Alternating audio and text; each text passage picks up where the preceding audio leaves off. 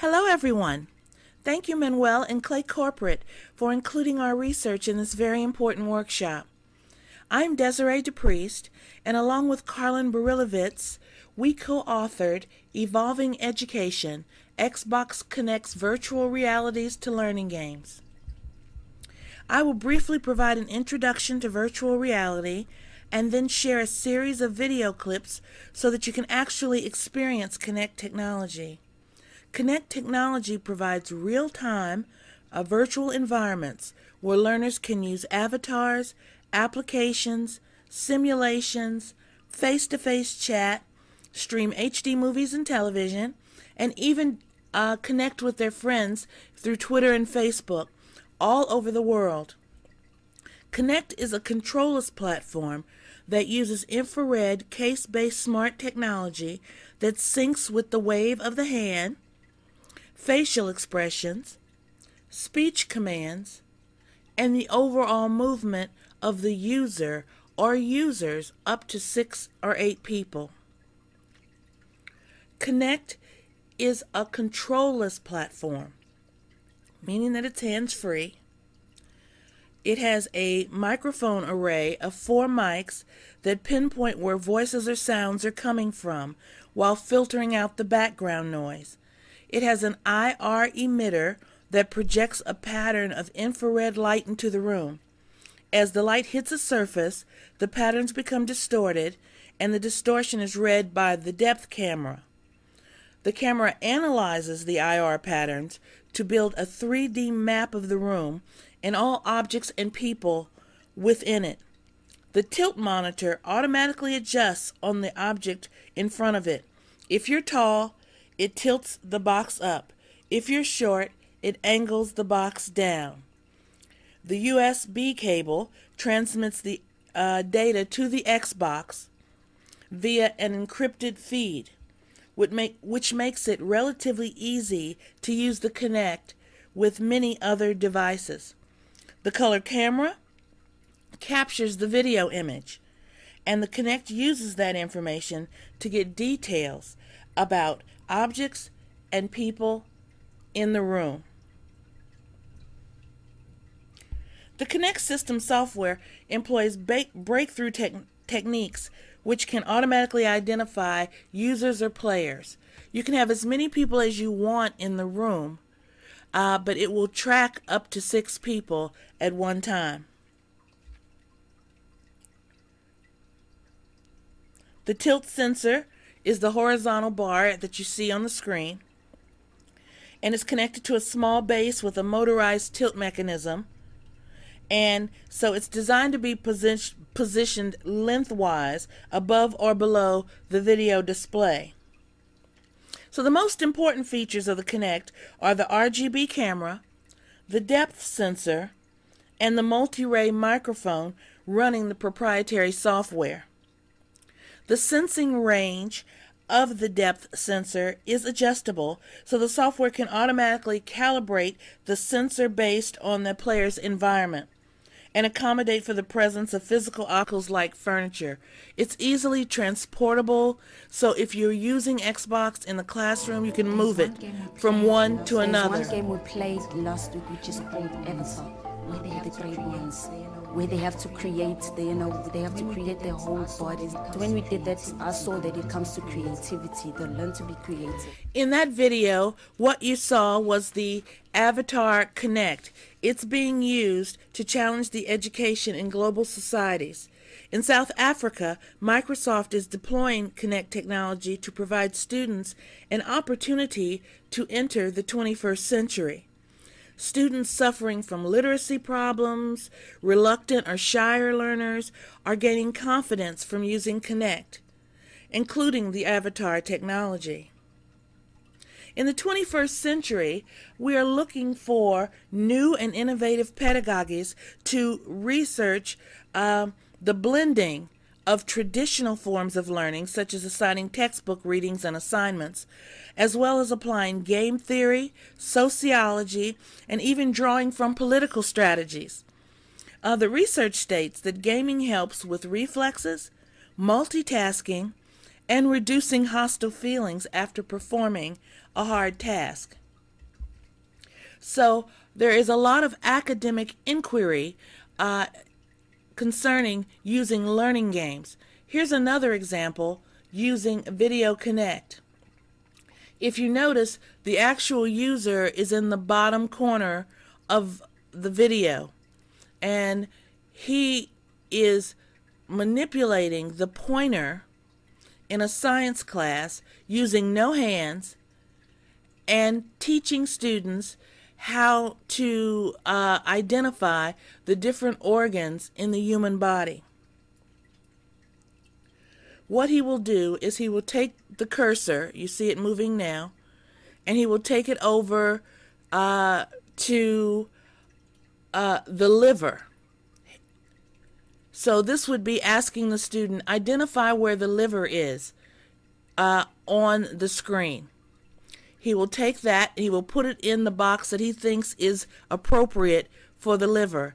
And in this case, he was successful. That is where the liver is located in the automation. Here's a video about Kinect being used in medicine.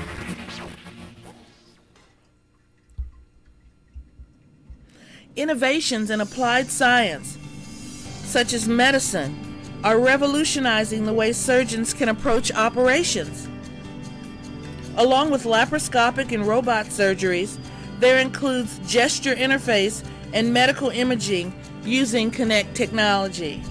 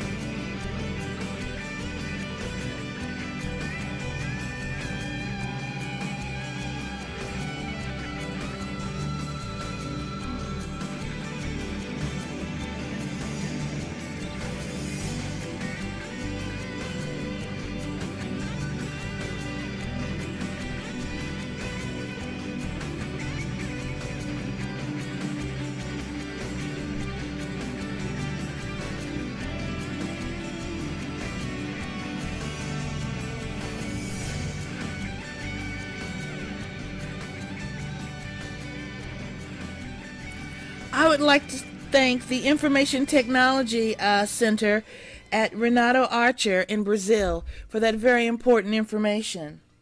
At the Smithsonian Institute, they have implemented a Microsoft Surface 2.0 computer as a hands-on learning aid. This technology is similar to what is called the Kinect Tangible Table. The exhibit, Wonders of Light, allows visitors to interact with the photos, rub sticks to create virtual surfaces, and shine real flashlights onto the surface screen to light up the underwater scenes. The key, according to the Smithsonian, which you'll see a video in a minute, the key to success lies in letting students be creative and interactive as they learn. I made a fire. You can design different colors.